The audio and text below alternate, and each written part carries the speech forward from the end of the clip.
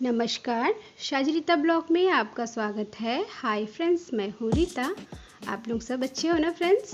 मैं भी अच्छी हूँ। गर्मी तो है बहुत ज़्यादा, गर्मी अपने साइड पे रहने दो। मौसम तो गर्मियों का है, उसे भी अपना एंजॉय करने दो। हम भी एंजॉय करेंगे गर्मियों में।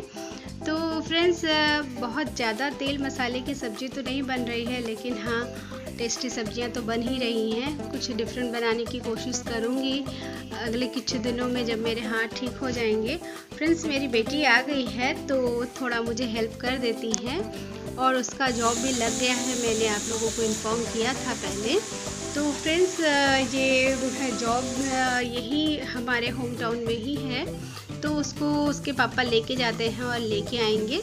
तो ये मुझे बहुत राहत वाला काम है और मैं तो ईश्वर का बहुत शुक्रगुजार करती हूँ कि मेरी एक विश थी कि मैं उसका टिफ़िन पैक करूँ और वो पापा के साथ जाए, वर्कशॉप में जाए। ऐसा मेरे मुंह से हर समय निकलता था कि ईशा हर समय वर्कशॉप पे जाए, लेकिन ऐसा हुआ नहीं। लेकिन कोई बात नहीं, तो जॉब तो अच्छी है, पर देखते हैं फिर बाद में क्या होता है। हमारे घर में रेगुलर जो है करेला बनता है, या नीम का पत्ता जो होता है वो भून के हम रख लेते हैं। उसको हम साइड में रखा रहता है, वो कभी भी कोई भी आके खा लेता है। जैसे पापा उसके बोलते हैं कि मुझे थोड़ा दे दो कागज़ में, या फिर छोटे डब्बे में हम वर्कशॉप के लिए भी रख देते हैं, वहाँ से उठा के खा लेते हैं। क्योंकि ये लंच जो है वो तो गर्म रहता है, मैं जैसे हॉट पॉट में भरती हूँ वैसा ही रहता है।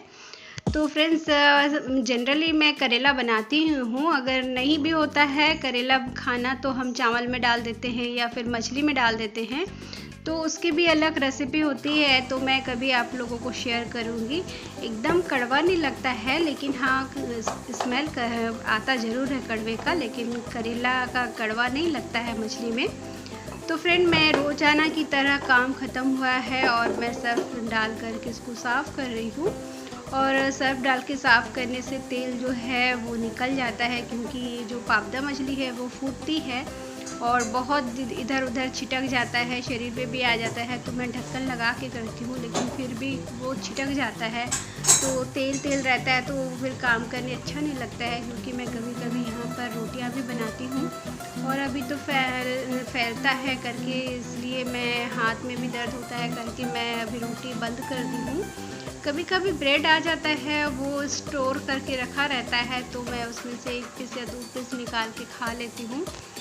वैसे तो मॉर्निंग का जो टिफ़िन है वो मैं जनरली, वो मुरमुरे होते हैं ना, मुरमुरे को पानी में धो करके और सब्ज़ी के साथ खा लेती हूँ। अभी जैसे जैसे उम्र बढ़ रहा है तो खाने में रुचियाँ कम होने लगती है फ्रेंड।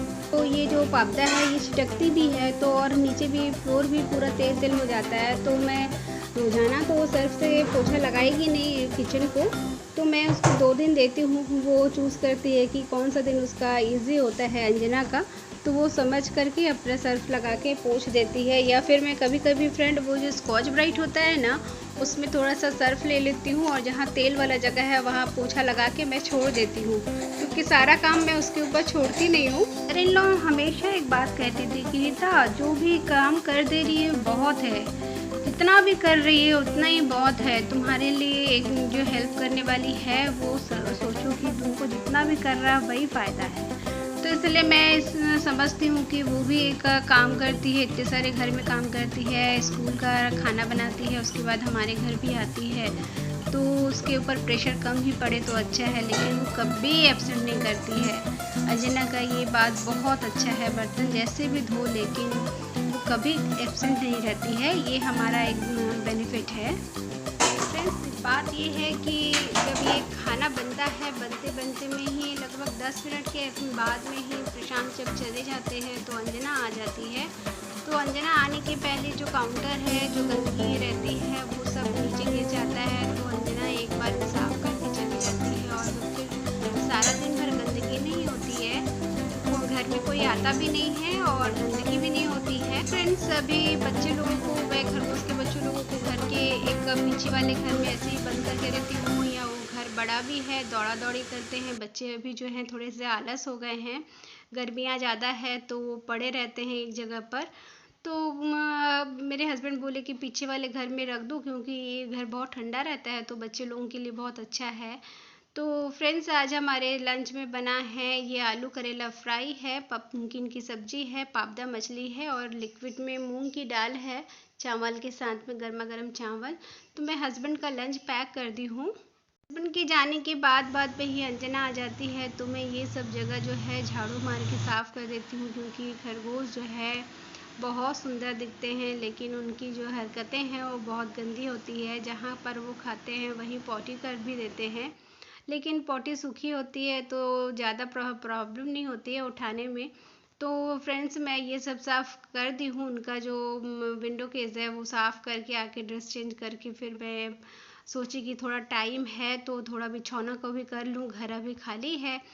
चूँकि फ्रेंड्स, मेरे बच्चे को पहले जॉइनिंग हेडक्वार्टर्स में जाना था, तो हेडक्वार्टर में चली गई है। ये कॉलेज स्क्वायर में है, जहाँ पर बिल्डिंग्स खाली एग्ज़ाम के होते हैं, वो जो क्लैट्स के या फिर नीट के, कैट के एग्ज़ाम होते हैं, वो उसी बिल्डिंग में मेरी बेटी को जाना था। तो वो लोग आज मॉर्निंग में 6 बजे चले गए हैं। वहाँ उसको 7 बजे कंफर्मेशन लेटर लेना है वहाँ से। उसके बाद ज्वाइनिंग का लेटर ले कर के उसको फिर होम टाउन में जहाँ पर हम रहते हैं वहीं पर उसको ज्वाइनिंग भी है जॉब का, तो वो आना ही है उसको सेकंड हाफ में। तो गाड़ी लेकर उसके पापा उसको लेके गए हैं और इंशाल्लाह ज़रूर पापा लेके आ जाएंगे टाइम से पहले, कि मैं मेरी बच्ची को लंच पैक करके दूँ और वो अपने पापा के साथ जाए वर्कशॉप में।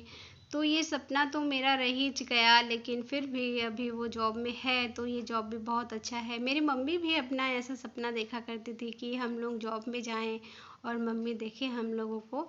तो ये मेरे साथ तो हुआ नहीं, मैं बहुत कम दिनों तक जॉब की, लेकिन मेरी जो बड़ी वाली सिस्टर थी वो अभी इस दुनिया में नहीं है। तो मेरी दीदी को मम्मी लंच पैक करके देती थी। उसका उनका जो सपना था पूरा साकार हुआ। मेरी दीदी ने जॉब किया बहुत अच्छे समय तक, जब तक अच्छी रही तो अच्छी ज़िंदगी जी, लेकिन ईश्वर को मंजूर नहीं था, वो चली गई जल्दी से।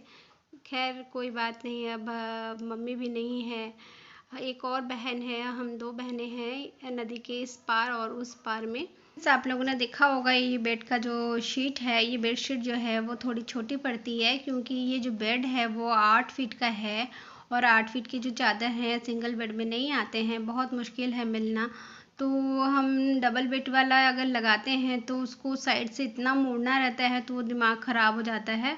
तो बेहतर है कि हम ऐसे करते हैं कि एक साइड पे ज़्यादा लगा देते हैं और दूसरी साइड में जो कॉर्नर खुला रहता है तो मैं उसमें दूसरा चादर लगा देती हूँ वाइट कलर का। बच्चे के रूम में जो बेड है ये सब बहुत गंदे होते हैं, इनको जल्दी जल्दी साफ़ करना रहता है, क्योंकि बेड में हम लोग का जैसे भी शाम को हम लोग का चाय पीना हुआ या एक दो कोई सीरियल देखना हुआ या फिर कोई आता है तो इसी बेडशीट पे हम लोग बैठते हैं। और बच्चे जो है अभी बड़े हो गए हैं तो वो एक जम करके चले आते हैं, तो इस वजह से भी इसको हमको लोगों को बहुत जल्दी जल्दी चेंज करना रहता है। लेकिन क्या है फ्रेंड्स, अभी मेरा हाथ का ये गड़बड़ी आया है तो इसलिए मैं कपड़े चेंज करने में, बेडशीट चेंज करने में मुझे बहुत दिक्कत आती है। तो कोई बात नहीं, क्या करें फ्रेंड्स, अकेले बच्चे का यही एक कष्ट होता है कि वो अपना जो प्रॉब्लम होता है वो शेयर नहीं कर पाती है। इतना दिन तक तो हॉस्टल में जाने से पहले तक तो हम, लेकिन फ्रेंड्स मेरी कोशिश होती है कि उसका अपना एक स्पेस हो जिसमें वो अपने विचारों को रख सके, या फिर उसका मन हो तो वो बताए, अदरवाइज़ उसको जो मन उसका आए वो करे। हम उसको छोड़ देते हैं, क्योंकि हर समय चुटपन से ही हम लोग उसको इसी तरह बड़ा किए। हम लोग कभी उसको बोले नहीं कि क्या सही है क्या गलत है। देखो समझो सीखो ठगो, ये उसके पापा का कहना था कि उसको अपने आप सब दुनिया को देखने दो, नज़रिया उसका अपना होगा, हम उसके साथ में होंगे। तो फ्रेंड्स आज के लिए बस इतना ही, बहुत बातें हो गई, फिर मिलूंगी नेक्स्ट ब्लॉग में। बाय।